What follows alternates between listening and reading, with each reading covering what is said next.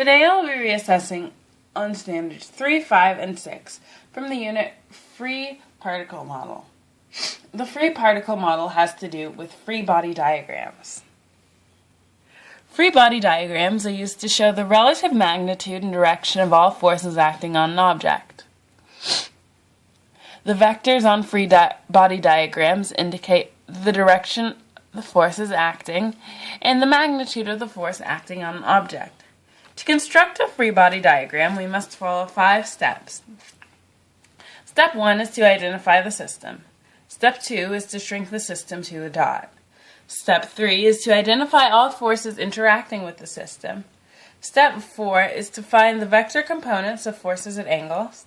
Step 5 is to sum the force in the x and y directions separately. So, to illustrate this, I will complete a problem. Okay.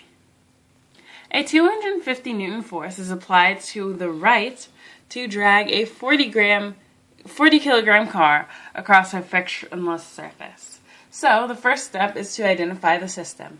Since the forces are acting on the car, as we can see through the problem and through the diagram where a cable is exerting force on a car, we can go ahead and assume that the system here is the car. Step 2 would be to shrink this system to a dot. So, identify all the forces acting on the system.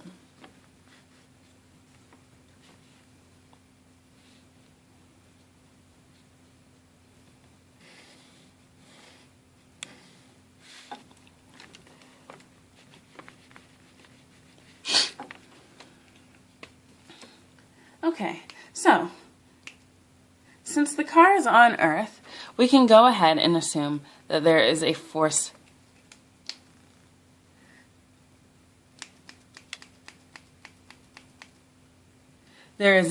of gravity.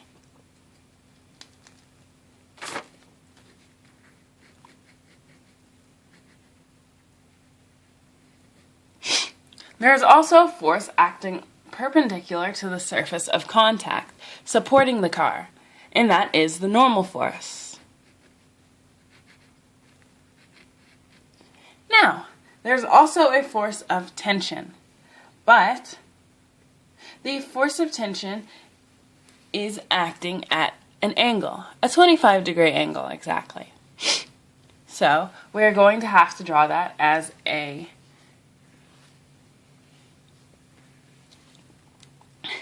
angular vector.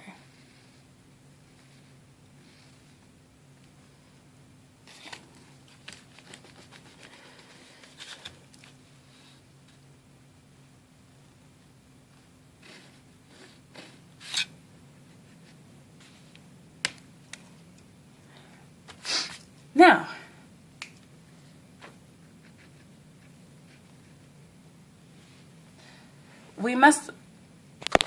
we have to label these forces. So, with agent-object pairings. So, in the force of gravity, the Earth's core is pulling on the car. So, the agent-object is the Earth and the car. The cable is applying a force to the car as well. This is acting as the force of tension, so the cable is acting on the car. Also, the normal force. The ground is supporting the car, therefore the ground is acting on the car.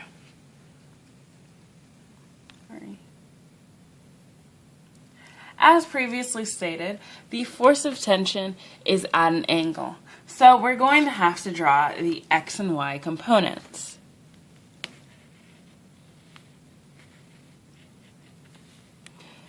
That would be ftx and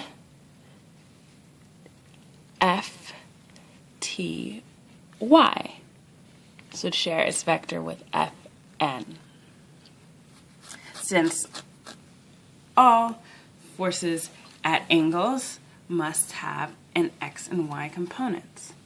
So, now we must sum the force in the